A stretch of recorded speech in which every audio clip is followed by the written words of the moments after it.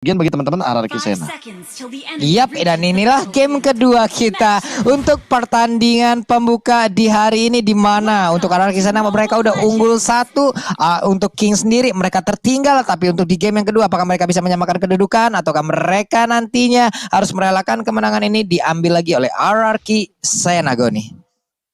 Yes, bener banget. Langsung aja loncat ke Land of Dawn, dan aku setuju banget sama Prof KB. Jadi positioning dari seorang Warlord akan sangat-sangat penting untuk supaya berdampak parsanya ini. Mungkin memberikan zoningan seperti yang tadi dibilang. Flame shotnya tadi hampir saja connect. Oh, bahkan connect ternyata. Oh, tidak connect. Masih bisa diamankan oleh Aether dan langsung bergerak ke arah Lito. Masih bisa diamankan oleh seorang K-Dot di sini. Tadi connect cuma mungkin damage-nya kurang itu. Makanya nggak sampai dan Aether-nya masih aman. Kayak tidak goyang sama sekali walaupun buff-nya tersentuh tadi. Makanya di sini yang harus diperhatikan adalah bagaimana dari kalkulasinya dan timingnya. Emang dari Aether kayaknya dia udah memprediksikan bahwa oke, Knight bakal lemparin dari satu flame shotnya. Coba nih dari sisi damage-nya nggak adil banget loh antara Xbox sama Ruby loh. Serius. Sakit damage banget. Coba satu hit terakhir Aether hanya tinggal menjadi sang eksekutor. Udah pergi lagi.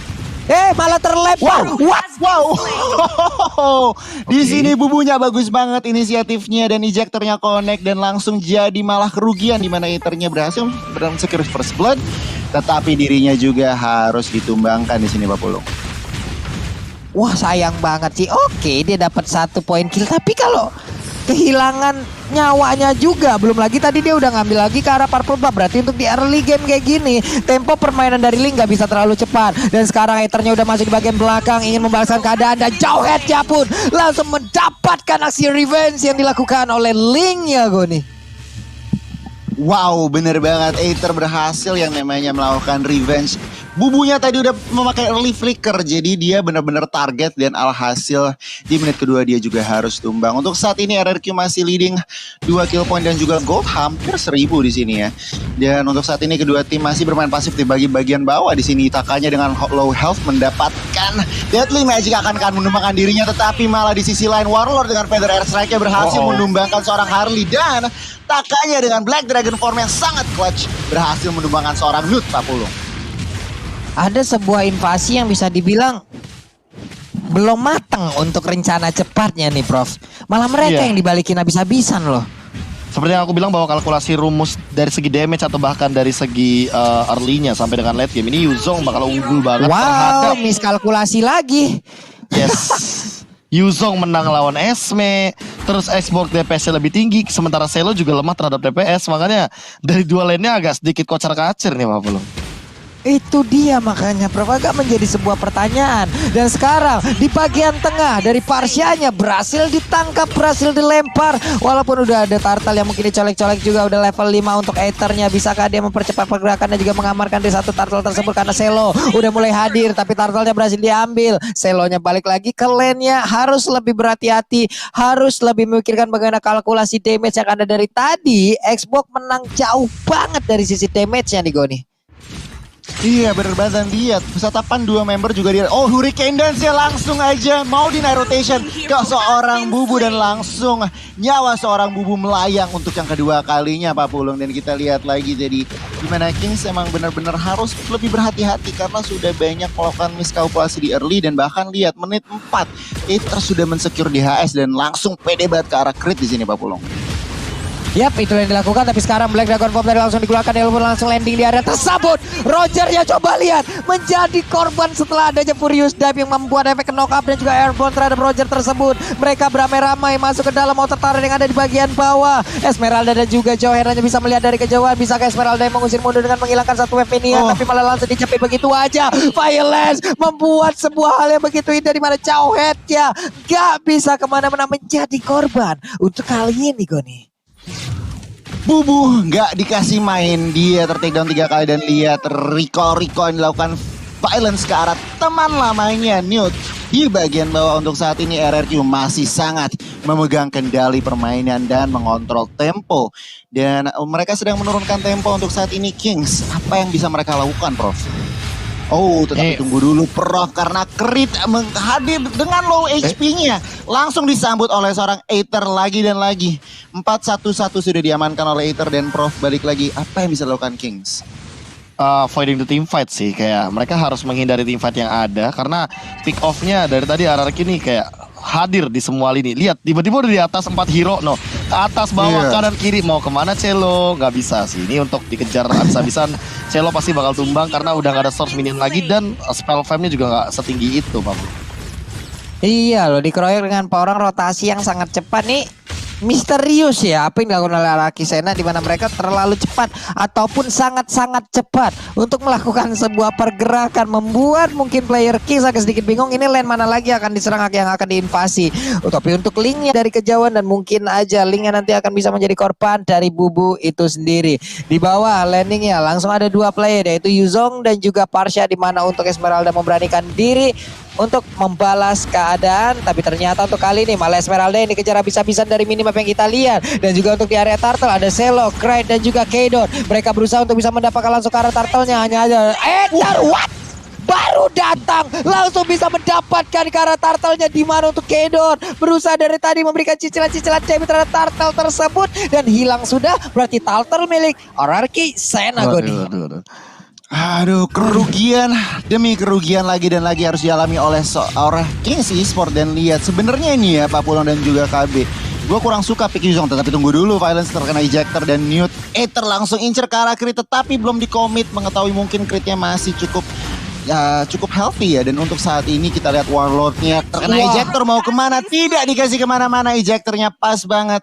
Warlord harus tertumbang yang kedua kalinya. Dan kalau sebenarnya tadi gue nggak kurang suka sebenarnya pick Yuzong, karena kalau ngelihat dari komposisi Kings sebenarnya nggak ada backline yang jelas, tetapi Taka bisa memainkan secara efektif, cuma nahan lane, dia memenangkan yang namanya lawan Esmeralda. Dan alhasil Yuzong ini sangat efektif, tetapi tampaknya Kings di sini ingin menghancurkan turret di bagian bawah. Belum ada respon, Taka dan Violence sangat pasif, tidak mau membuka war, mengetahui mereka kurang orang juga di sini, Pak Pulong. Yap, ini lama-kelamaan kalau nantinya dibawa lagi ke late game nih, apakah kesempatan, tapi menurut gue sih kesempatan dari King juga sangat-sangat besar sekali. Roger apalagi nantinya kalau mungkin dibawa dalam keadaan yang sama, tidak ketinggalan dari sisi golnya, mungkin akan menjadi satu sosok yang mematikan. Karena untuk Fighter sendiri untuk melawan Assassin ya hukum alamnya Fighter jauh lebih unggul gitu. Tapi sekarang Black Dragon Form langsung aja keluar, langsung mendarat, langsung landing di tepat berada di depan Keydon. Cukup dengan Taka seorang diri udah berhasil mencicil sampai dengan 80% darah yang dimiliki oleh Roger itu sendiri. Dan juga untuk cari linknya hanya tinggal menjadi eksekutor dan juga membakar habis apa yang dimiliki oleh Roger tersebut. Satu ult turret di area mid pun langsung dihancurkan begitu aja. Celonya mulai hadir, Celonya pun ingin mempertahankan ke arah inner turret, tapi untuk purple buff harusnya akan menjadi milik dari Aether itu sendiri nih, Prof. Ini tadi benar-benar ada satu movement yang menurut aku bagus banget, kayak lockdownnya langsung ke arah Keydotnya nggak ada cover sama sekali karena Bubu dan Kraidnya sibuk di bagian tengah dengan poranda dari Violence dan juga Yami. Dan sementara itu tadi di turtle sebelumnya, turtle yang ketiga sih, aku secara mengejutkan melihat Aether bagian tembok dan turun ke bagian bawah itu tiba-tiba dapat retribution juga. Itu seolah mengingatkan jadi Albert remake di sini, Pak Pulung.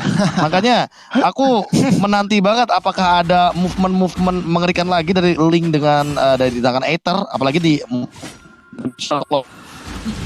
lihat bagaimana replay bahwa dia tuh tim fightnya dibagi banget menjadi 2 dan Bubunya yang sendirian terkena Hurricane Dance. Aether Taka cuma mengincar ke arah Keydot. Ini metode psikolog, Pak Pulung, langsung dikeker dari junglernya. Oke, ini mau sampai mana lagi nantinya setup yang akan dilakukan oleh RRQ, terus-terusan mungkin berhasil dan juga lama-kelamaan akan memperkecil bagaimana area pertahanan yang dimiliki oleh Kings. Karena sekarang untuk Violence sendiri masih bebas untuk bisa kemanapun. Coba lihat dengan Thousand Pounder tadi dia berusaha untuk kabur dari area tersebut dan masih aman sejauh ini. Hanya saja untuk Keydot dari sisi levelnya masih berimbang, masih sama dengan Aether 515 untuk EDE berbanding 1-2-0 Goni. Yes, benar banget. Tetapi untuk saat ini, game kali ini RRQ seperti deja vu seperti game pertama di mana Kings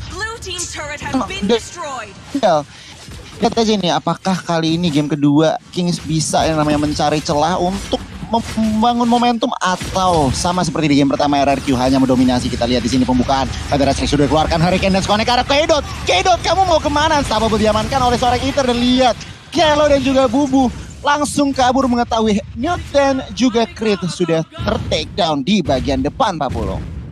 Yap, ini cukup dengan Taka seorang diri ya dari tadi ya Gon ya. Itu tuh udah bisa ngocar-ngacirkan bagaimana pertahanan dimiliki. Hanya saja yang cukup sekarang mereka terlalu lama untuk saling TB-in, ingin keluar dari pekarangan rumah dari Kings. Malah membuat Akainya yang harus meregang nyawa Gon.